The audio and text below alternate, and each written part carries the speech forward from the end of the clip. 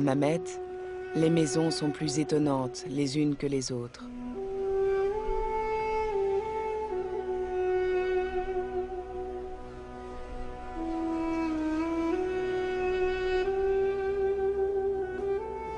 Difficile de ne pas être intrigué par la beauté des portes cloutées et de résister à l'envie de voir ce qu'elles cachent.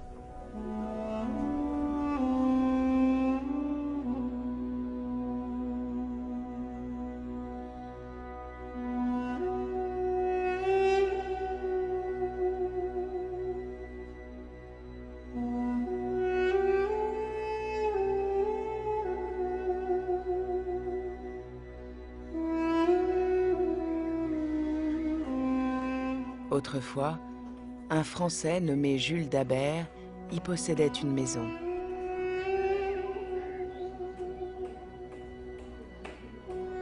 À l'entrée, il décida de placer une sépulture romaine trouvée en Tunisie, indiquant en latin « Ils ont fait des dons au Fils et à la Mère pour que Jules repose en paix ».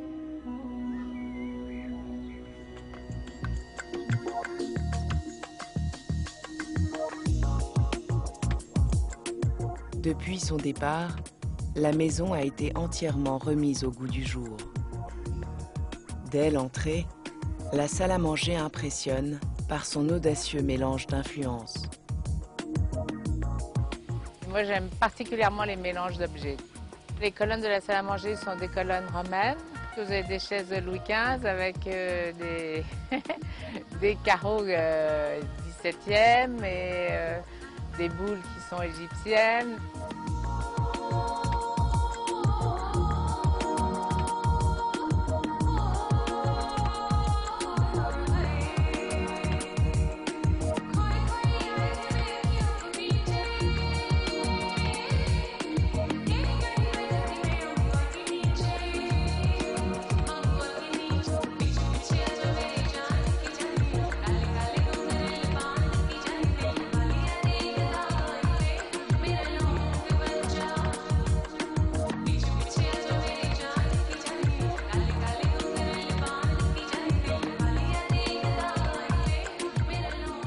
La maison est construite sur 2 étages. Au premier, un agréable salon s'ouvre sur une immense baie vitrée, donnant directement sur la baie de Hammamet.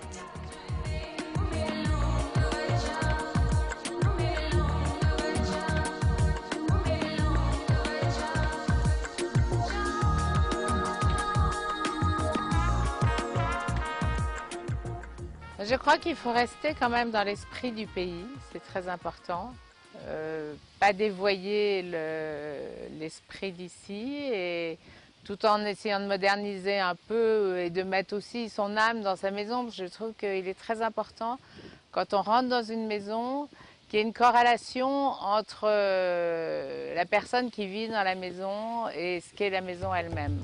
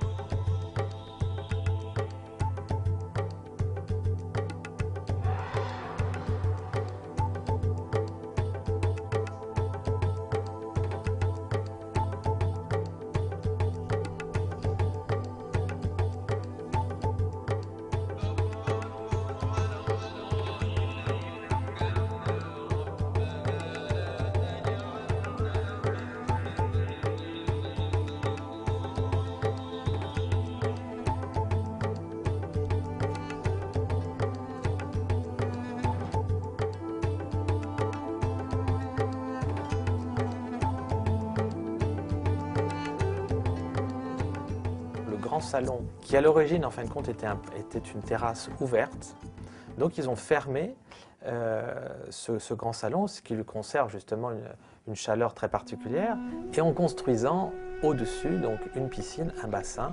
Et ce qui est très sympathique et très agréable dans cette maison, c'est qu'on se baigne face à la mer.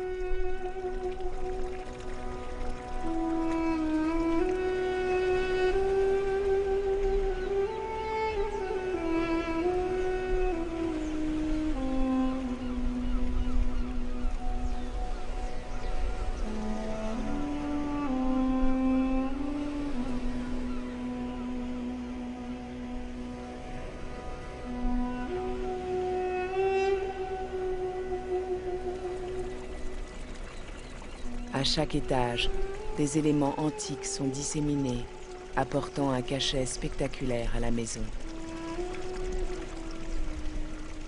Tous les objets d'origine romaine antique, que ce soit des colonnes, que ce soit des chapiteaux corinthiens, que ce soit effectivement des stèles, apparaissent très facilement dans les maisons parce qu'il y en a beaucoup, il y en a énormément. Et c'est vrai que dans un espace qui est pur, qui est très blanc, qui est face à la mer, les pierres anciennes ont une place obligatoirement. C'est une habitude et une tradition qui a beaucoup été développée par les premiers Européens installés, mais avec des objets tout en les laissant très ouverts sur la mer. C'est-à-dire que c'est des objets qui doivent vivre et qui peuvent vivre aussi en extérieur.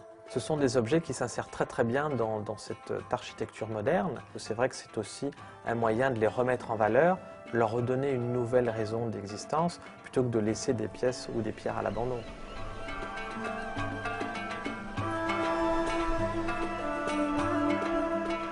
On a eu un coup de cœur pour cette maison. C'est pas spécialement la forme de la maison, mais c'est l'attrait de la mer et des objets qui étaient déjà dans la maison. Et moi, je sais pas, quand je suis ici, je me sens bien, voilà.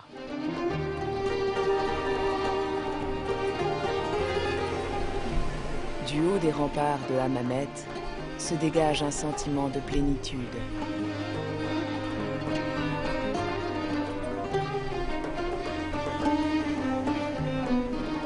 Face à la mer, le charme de la Tunisie est saisissant.